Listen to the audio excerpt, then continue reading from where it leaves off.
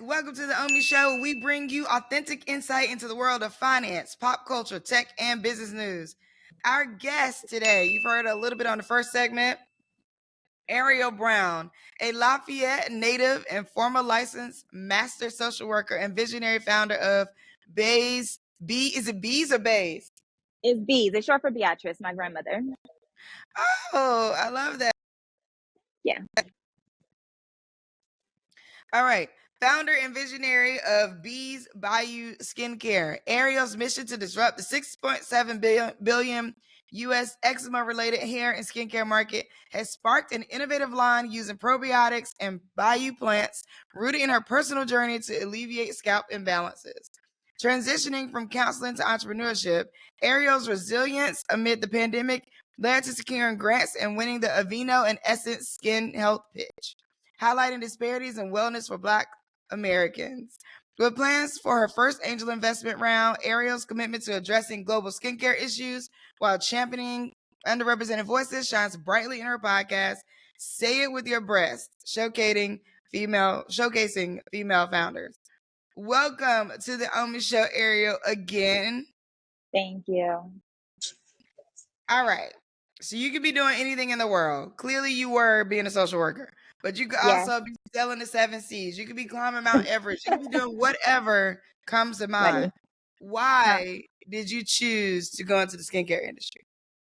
I've loved skincare since I was a little girl. I used to steal all my mom's stuff.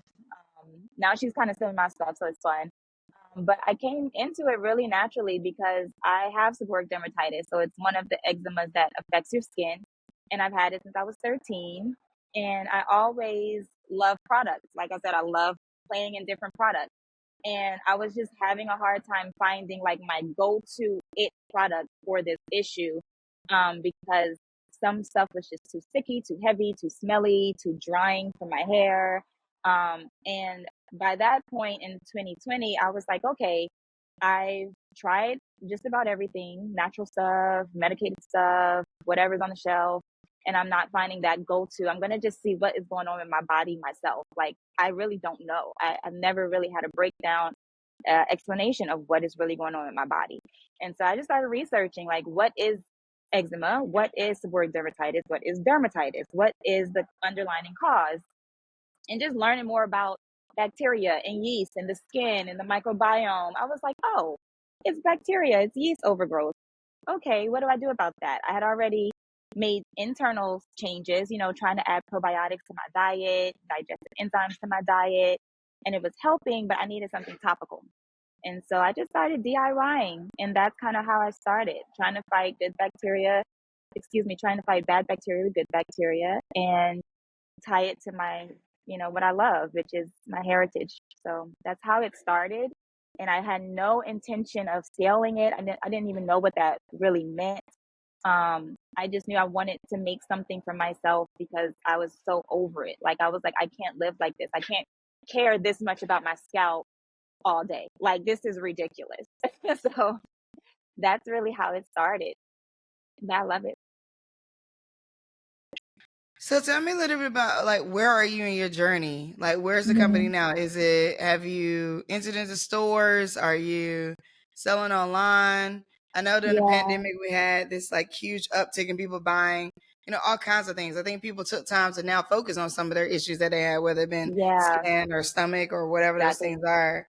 So where is the company now? Like, how would you describe what stage you're in? Sure. So we're still in, I believe, pre-seed stage, because the first 3 years for me has been amazing. My first pitch was Black Girl Ventures. And that was my first introduction to what pitching meant, what a pitch deck was. I had no freaking clue. Like, oh, I'm just thinking like, oh, a PowerPoint presentation. You know what I'm saying? Like, I had no idea what crowdfunding was, the work that goes behind it, and really driving a campaign. Like, I didn't know that. I learned it along the way. And I thank you for that, for creating a space for young Black women like myself to learn, to make mistakes, and to like just keep going in an environment of other young women who want to do the same thing. So I appreciate you for that. And so since then, we've done another crowdfunding campaign. We got our first angel investor this year. I'm so excited for her and her husband were just like, we love what you're doing. She's a professor, and she was like, we will want to be a part of this with you. And I'm like, okay, great, let's do it. Got our first group angel investors this year, which they're waiting on funding to deploy, but we're so excited to be in the pipeline for that. We are mostly direct to consumer, so a lot of that is going to really be to build our awareness and our kind of finish out our products development for this like core suite of products that we have, because I'm actually still DIYing some of those products.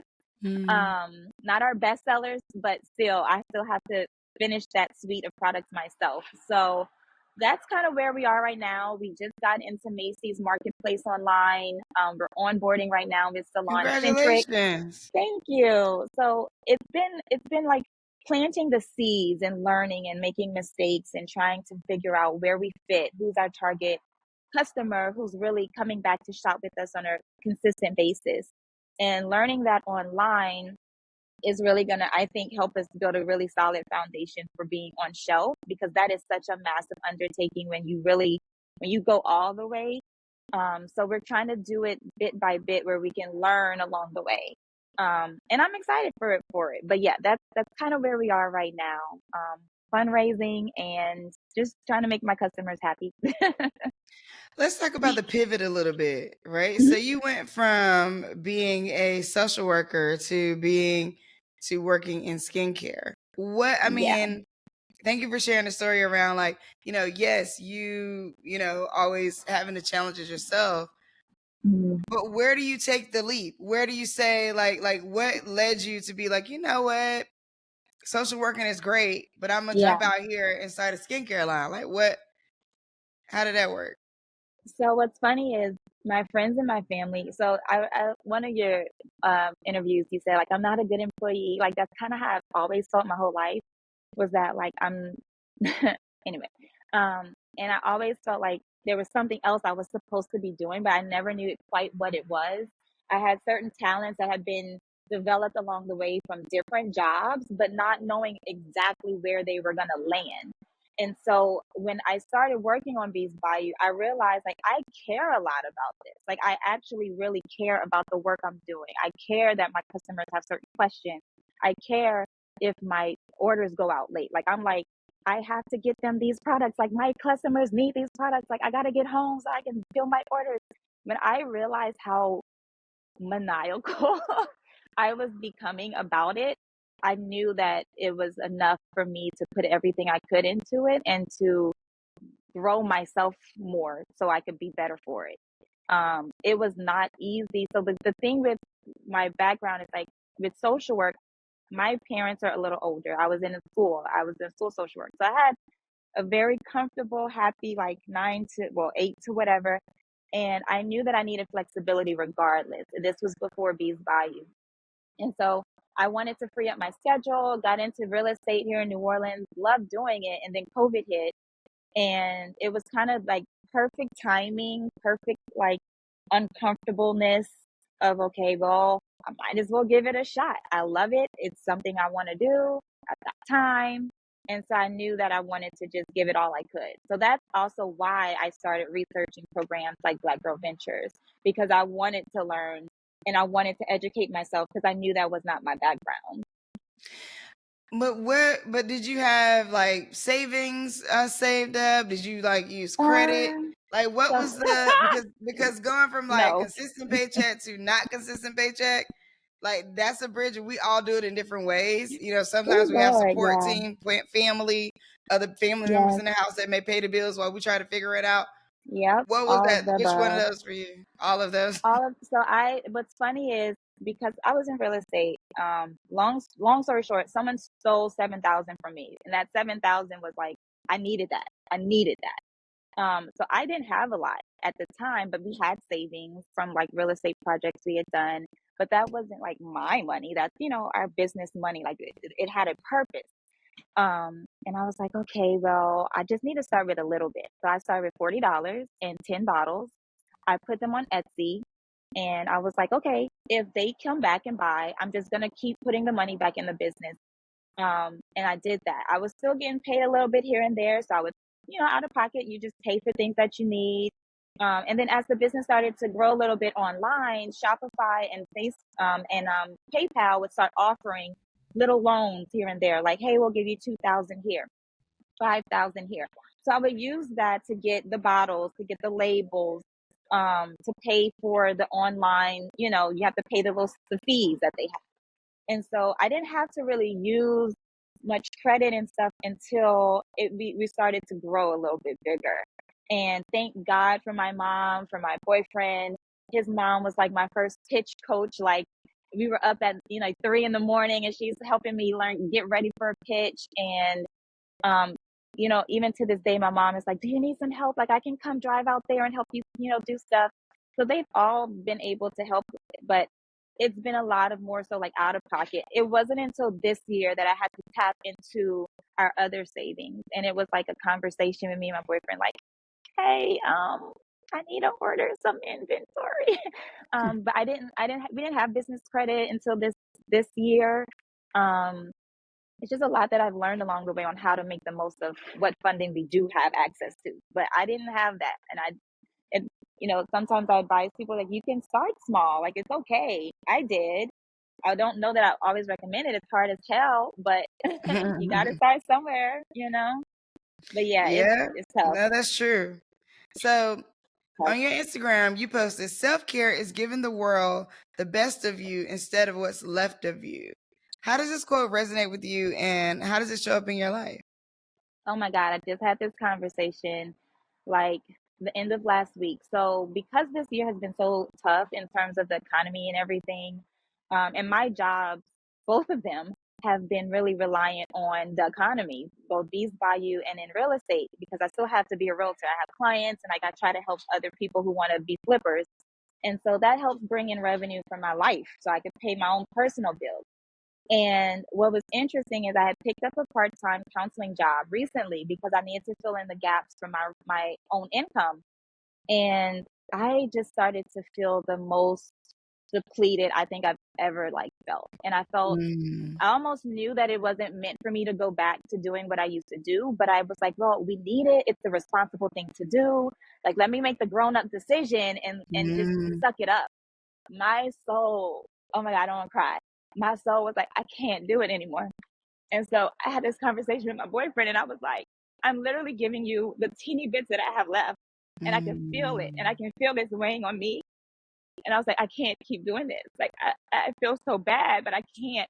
And so he kind of was like, I knew that was going to happen. He's like, I was worried about you when you did it. So, I think self-care, because you want to be the best you can for yourself and the people who love you and sacrifice for you too. But if you put yourself last, you will literally have nothing to give your business. The creativity will not flow. You're going to fall behind on following up on other really important obligations that you have. Even like knowing that this was coming up and other things that we have going on, I'm like, I can't do it. I can't. I just can't. So I had to learn that it was okay to say no, not right now, or I just can't do it. Period. I can't. My life is, it's taking me where I really want to be. And if I don't say yes to it, despite how hard it is and despite what may or may not work the way I want, if I don't say yes, I will regret it forever. So that, for me, my self-care is giving myself an opportunity to see the future I want to see for my life. But that's for me. I love that. I love that. You got to do that. I mean, it's such a huge part. So recently I had this reading, and the woman, she said to me, we've been taught that it's mind, body, soul. But the reality is, mind, body, spirit. But the reality is it's spirit, body, mind. And I was like, oh my God, Makes sense. that makes so much sense, and I was like, okay, well, tell me more. And she's like, well, when you pass away, like, the mind and the body are going to go together, right? You could actually be brain dead and still your body still be working. Like, it's like when you pass, the spirit is what passes.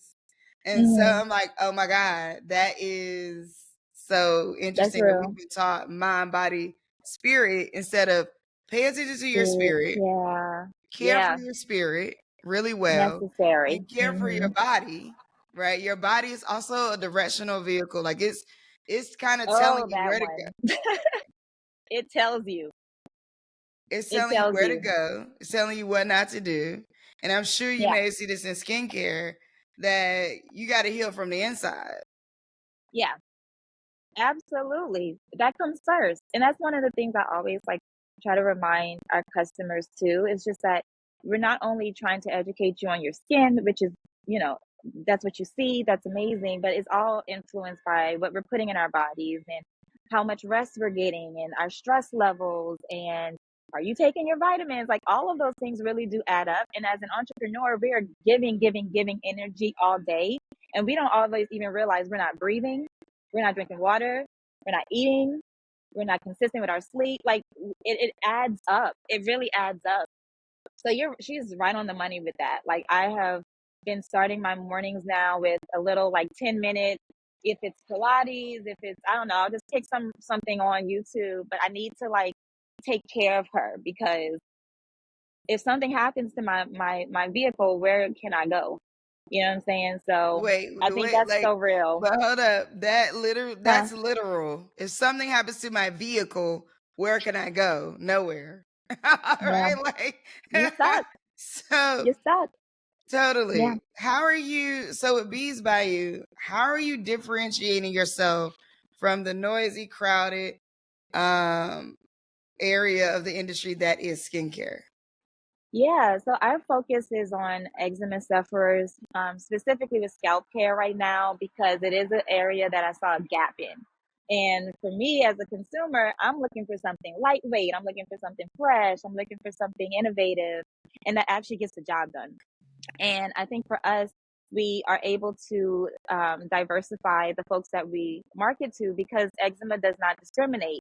And I also wanted to make sure that I didn't leave out some of the heritage or a lot of the heritage when it comes to scalp care. But with eczema, a lot of the things that we put on our scalp don't always actually work to help our scalp. They just Mm. sound good or they're popular or they're trendy. And so it was really important for me to make sure that my customers know, look, I have to use this like I use it too. And I want to know, I want to build it with you. Like, I need your feedback. I want you to tell me what you like about the feel, the smell. And I think that also helps us stand out. But just being able to incorporate probiotics in our formulas. I love to say our Bayou botanicals. So things that we're using here in Louisiana. So we have things like sassafras and sugarcane and black pepper, Well, honey. Like these things where really help. so where are you getting the ideas for the formulation though? Are you Mm-hmm. working with a chemist? Are you just trying things in the kitchen? Like, how is that working? It's a little bit of both. When I started, it was all DIY. So it was really just me researching online. Okay, what things are anti-inflammatory? What things have been known to soothe scalp, to help with moisturization? Like just trying to get a general list of those types of plants and ingredients. And then um, kind of going from there to see, okay, now when I put a formula together, what does my carrier oil need to be? Okay, well, that's too heavy. So just kind of picking and choosing which ones I liked and kind of prioritizing them and pricing them.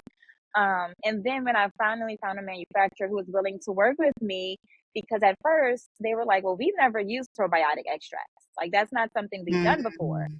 So I had to go to the original manufacturer of those ingredients and find their specifications on how to use them in the formula. And then from doing that, they were willing to work with me. And once they started working with me, they were like, oh, okay, we see where you're going here. So that kind of Mm. gave me some confidence, like, oh, this is something kind of cool and special. And we are doing something different. Like for them to tell me they've never even used these ingredients before, and this little black girl from Louisiana is like, hey, work with me. Like it really helps. So we do both. But I love to create them myself. Just like, hey, I want this ingredient. I want this. I want this to be in the first list of the ingredient list. I want this further down. And then we just kind of go back and forth with sampling until we feel like it's right. Or, I'll share it with friends and family to get their feedback and see what they think. Um, that's my favorite part, honestly, is the formulation part. I wish I would have really continued my biochemistry life because I never knew I could be a cosmetic chemist, but I probably would have been. Okay, last question, 30 seconds to Okay. answer this last question. Okay. What would get you out of bed every morning if there was no alarm clock? Well, I don't have children yet. What would get me out of bed other than Bees by You, right? I can't say that one. It can be whatever. Honestly, my mom's pecan candy. If I if I keep it real simple, that lady can make some candy. I grew up like literally waking up to the smell of it. So I can smell it now when I think about the morning, I think about her making candy.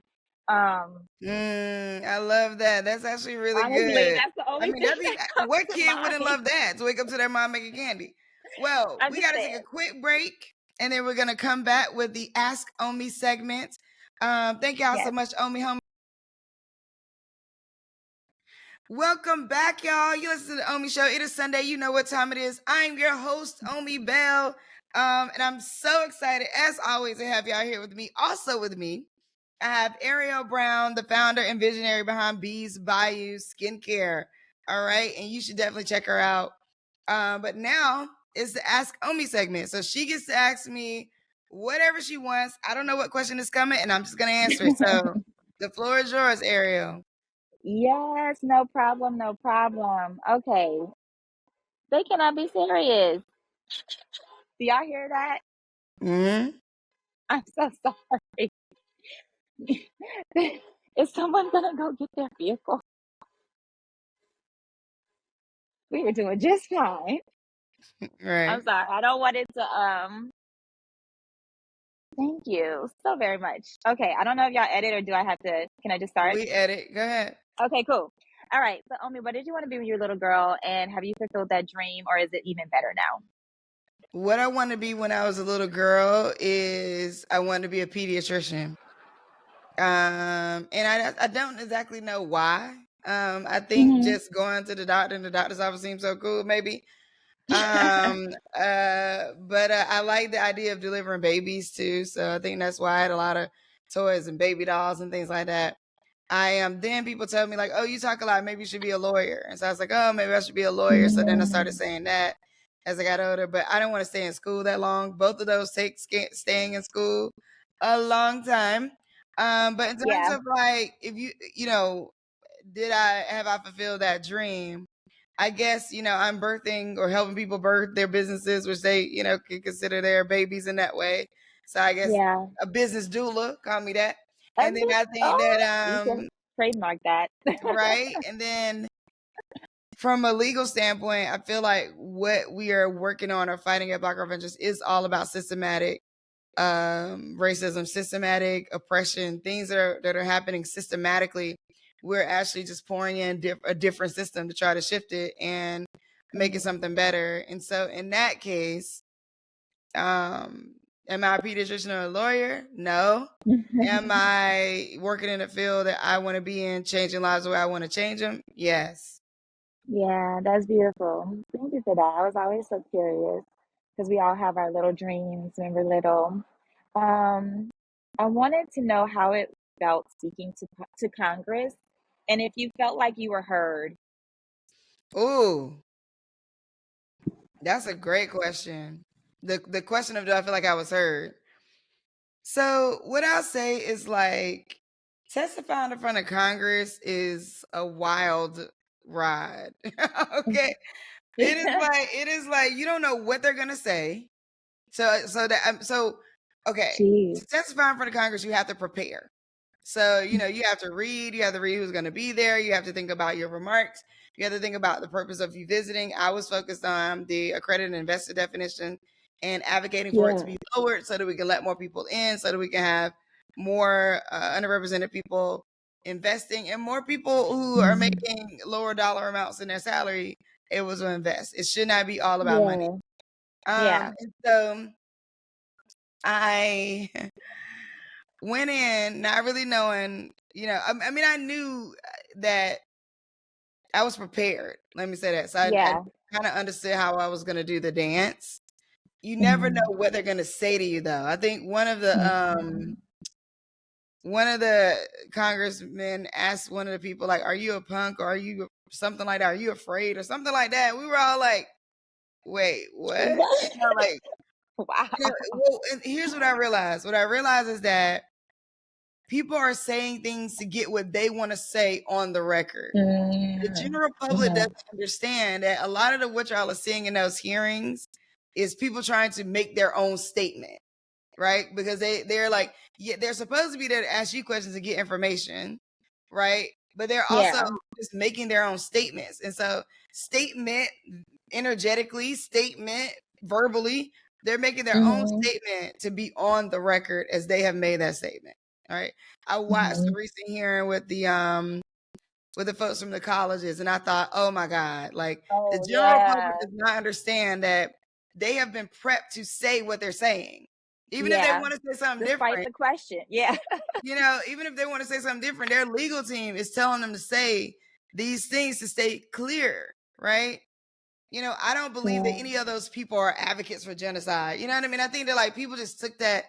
The congresswoman, I get what she was trying to do, but like it really just painted the people as not being great versus the universities as needing to. So sometimes I think it's just not helpful. That's what I say. Like the sort of cowboy show that people do, like it's just not helpful. So is it, in ours it wasn't too crazy, but people did say certain things. I think Thank goodness. I felt heard in the sense that they knew who I was and what I was working on. So they knew that my credibility in doing the work was real, and they showcased that by different Congress people were commending me for the work that I do. And that was bipartisan, like on both sides. I got people from the Republican side and the Democrat side saying, "Well, thank you for the work you do. We want our we want our children to watch what you're doing, and we want our daughters to, engage and see you as a role model." Things like that. So was I seen and heard? Yes. But I think you quickly realize that really it's not about you. It's about the point everybody's trying to make. Yeah. It's about the point everybody's trying to make. That's really literally what's happening. So when do we need to sign up and come out there with you? That's good. When's the next Congress appointment? Right. I love that. You have to be invited to do it. As far as I know, I don't think you just sign up like that type of congressional hearing. You're invited to. And so if there's another topic that comes up, maybe they'll one of the sides will invite me to come and speak again. There's also things where like, because of my proximity to DC, I know folks and things like that where like if I do want to go like maybe speak on a small business committee, like I could probably navigate my way to be able to do that, to speak with them. Cool.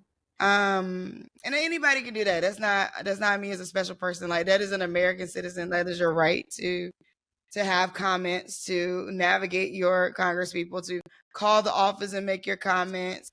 A good friend of mine, Emily Tish Sussman, she did a post on like what to say when you call. So she actually called and was like, hey, and she talked about like, hey, I am Emily and I'm one of your constituents. I represent, I live in this area and I want to share my remarks with the congressman.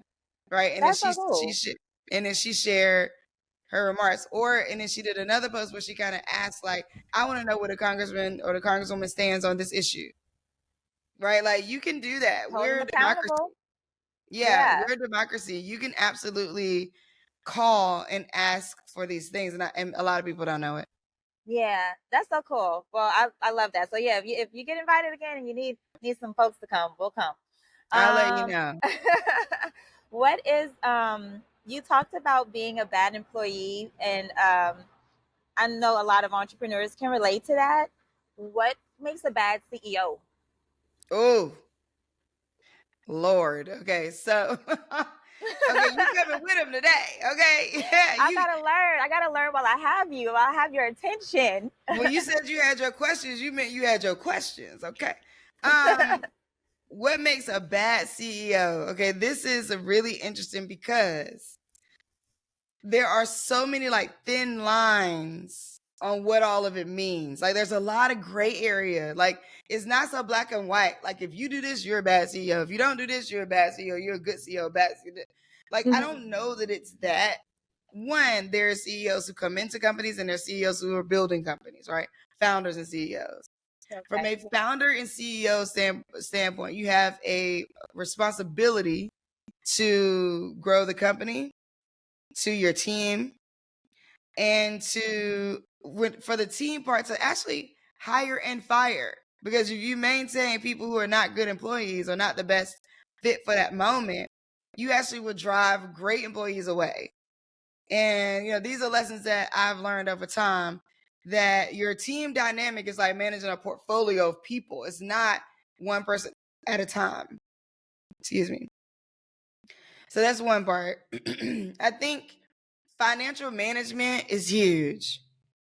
Making those decisions that are centered around what may be the best decision. So for example, well, I don't want to say this, for example, like this is a bad CEO, but I want to give some context. This woman who just pitched in this pitch competition that we did, she has a company, and she like put all her bets down on this one advertising mechanism. So she's like, I'm gonna spend $50,000 advertising over here, but she doesn't necessarily have all the employees she needs. She doesn't necessarily have all of her systems set up to run. She like has them, but her thought is, if I could just get more customers, I could just get more money.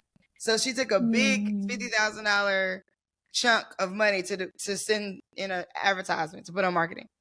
Now, that doesn't make her a good CEO or a bad CEO, right? But it for me as an investor, it challenged the way she makes decisions. So it made me go, ooh, I see why you did that. But it's too big of a liability to take all the money you have, for the most part, and put it on marketing in this way. It was like buying like big ads in a train station. And I'm like, because that's so hit or miss. There's no guaranteed return. So the advertising people are going to tell you like, oh yeah, people usually make $5 million off of this. There's no guarantee that nobody's going to make anything off of any of those ads. Now, I am praying for her. I got my fingers crossed that she does. Yeah. Your decision making is key. So when it comes to, and then when we say good or bad CEO, if we talk about that in the sense of like good or bad CEO because they work for corporations making terrible decisions about blah, or terrible work culture or blah, blah, blah, that's one thing. Yeah. When we say good or bad CEO, when we talk about founders, from an investment standpoint, what we're looking at is your ability to make decisions, your ability to grow a team and manage a team and lead a team, your ability to locate the right people that you need to talk to when, in order to advise you. So who do you have, who's around you? So like these are all factors. Again, there's no good or bad CEO. That I can't land in that black and white. It's not. It's fluid. It's a fluid role. You're always learning, no matter what level of CEO you're at, whether you're a Fortune 500 company or a mom and pop or a small startup, you are always learning. Always. You're always figuring it out. You're always trying to make the right move. You're always like, what's best? So even with the woman I'm saying where she made this bet, it might be a good bet, might be a wrong bet. Either way, she will learn and she will determine what bet she need to make next. Yeah, that's what it definitely feels like, that you're constantly learning. 100%. And learning some more. Okay, I have one more question. Why, well, actually, this is going to just be a fun one. I would love to know, what's the most recent Black-owned brand that you bought something from? Most recent Black-owned brand I bought something from, shoot, I don't even know, because I think or like the product. Do you remember if it was like clothing or hair definitely care, clothing, or so clothing and sunglasses. So glasses. Your glasses are very cute.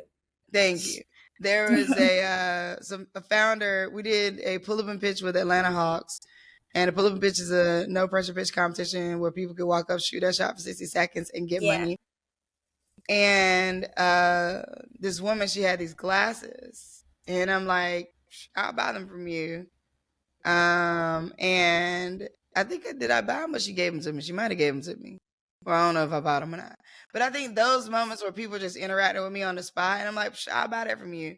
because I love it. Like that kind of thing. There's that. I think that I got a couple candles. A really good candle that's called Good Friday. It smells so good. Oh my goodness. Oh yeah. It's a really good candle. It burns slow. Big candle. Love it. Kiki Thunder Cosmetics. I typically re-up. I'm about to re-up on my makeup. And the lipstick is my favorite. There's two. There's one called what is it called? Not St. John's. Something John's. It's a red. And then the other one, dang, I can't think of the name of it, but I know when I look at them. But Kiki But it was Thunder, Kiki Thunder. Okay. Yeah, KIKITHUNDA Cosmetics. I'll be going to get my lipstick really soon. Awesome. I bought my daughter, and I think it was a black-owned brand, but so the like a backpack with a black girl on it kind of thing. Those kind of things. I have play pits in my bag, which is like organic deodorant, which is also a past BGV alumni. I'm just getting ideas from you, like stuff I need to go find. But yeah, I mean, I try to buy from black-owned brands. So now when Target has the black-owned brands in the Target, I bought like several pieces of those clothes, the hoodies, nice. the sweatpants, the t-shirts, the if there's a journal or a book or something like that, I'm buying it. Yeah. Usually every year in February, I'll just start buying random stuff. Like random, but I'll just be like, I put out on Twitter before where I'm like, hey, tweet me your brand I'm buying today, and I'll just buy from anybody that tweets me back. Nice. Because I like to discover new brands. You know what I mean? Like at Black Girl Ventures, we see a lot of people. Right. And there's a lot of people I'm like, ooh, I need that service. Ooh, I need that brand. Ooh, I need that thing in my life. Didn't even know I needed that thing in my life, but now I know I do. Yeah. That's fun. Do you think that makes me think of something? Do you feel like the 15% pledge is still, active? Do you feel like corporations have forgotten about it, or do you feel like it just is kind of the natural ebb and flow of like change? When big change like that is expected. What do you think? So curious. I'm going to say this, and it's probably going to be an unpopular opinion, maybe to say out loud to Black and brown people listening. But a lot of ways we think we're ready and we're not. Now, there's a lot of people who are ready from retail, but there are people who are not. And what I mean by that is like, shelf space takes a lot of work, and it takes a lot of capital. And it also takes a lot of resilience. They could lose your whole palette, and you had to just replace it to get it back in the store. And you might not get your money back for 90 days, So I think like those kinds of things, I don't know and I've observed this through the work that we do with retail. So we have a competition where people pitch, and then the beauty founder will win. They'll get access to sell in retail. Well, on the back end of that, what happens is they have to get everything prepared. So you have to get your SKUs prepared. Like if there's any directions or labels or ingredients labels, if you haven't done all of that, because what we are like, the access to the information that the retail stores are holding, you don't always get until you're preparing to go into them. So there may be a lot of shifting that people have to do, and then you got to be able to sell big to go into some of these retail stores.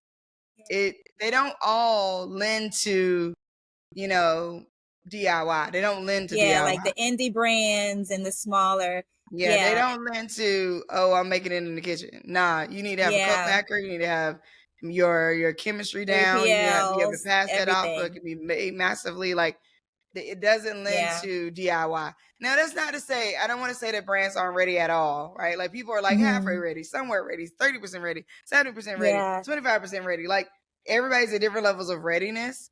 So in the 15, and that's just things that have ingredients. Also, when it comes to clothing, same thing.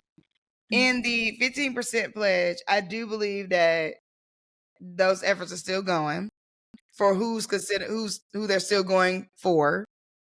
I do believe that while the press is not picking up what as many brands are doing about DEI or, to work with founders. I do believe that there's still people, because keep in mind, all this stuff is about people. Nothing moves without people.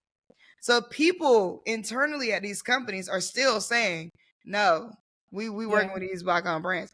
That hasn't shifted as much. Philanthropy, I feel like it's shifting to its old sort of nature. But when it comes to working with corporations, I'm seeing them continue to double down. Yeah, that's beautiful to see. Yeah, there's certain, and I agree, there's just learning from a lot of the founders who are in retail or bigger retail. I've learned a lot about exactly what you just said about your products being lost or discounted or broken, and you've got to pay for those things. That it's a lot. It's a lot. And I don't know if I have any more time for questions, but you have certainly educated me, and I'm sure all of us, so much with those answers. So thank you. Thanks for letting me ask you some. Yeah, thank you. And this is a fun part of the segment because I get to kind of be in the hot seat for a minute.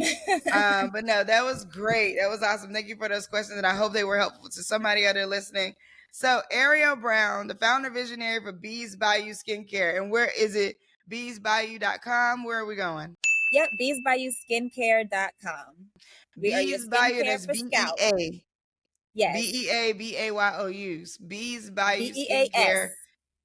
Bees with an S. BEAS. Yes, it is short for Beatrice, everyone, my mother's mom. So it's BEAS. BAYOU Skincare. There you go. .com. Y'all make sure y'all check it out. Thank you so much for listening to the Omi Show. Yes. Thank you to Arielle and her amazing business and everything that she's doing. And remember to pick up that book, Originate, Motivate, Innovate, 7 Steps to Building a $1 Billion Network. Also, a friend of mine, Shanice, actually our producer, sent me a video. The book is in stores at Barnes & Noble's near you. And she was up in California at Calabasas, and it was in the store. So it got to be near you. And if it's not, go into Barnes & Noble and get them to send it to you. If you like audiobooks, though, you can go on Audible. The book is in my voice. So Originate, Motivate, Innovate, 7 Steps to Building a $1 Billion Network. Get that book today. Thank you so much for joining me today. You've been listening to the Omi Show. I'm your host, Omi Bell.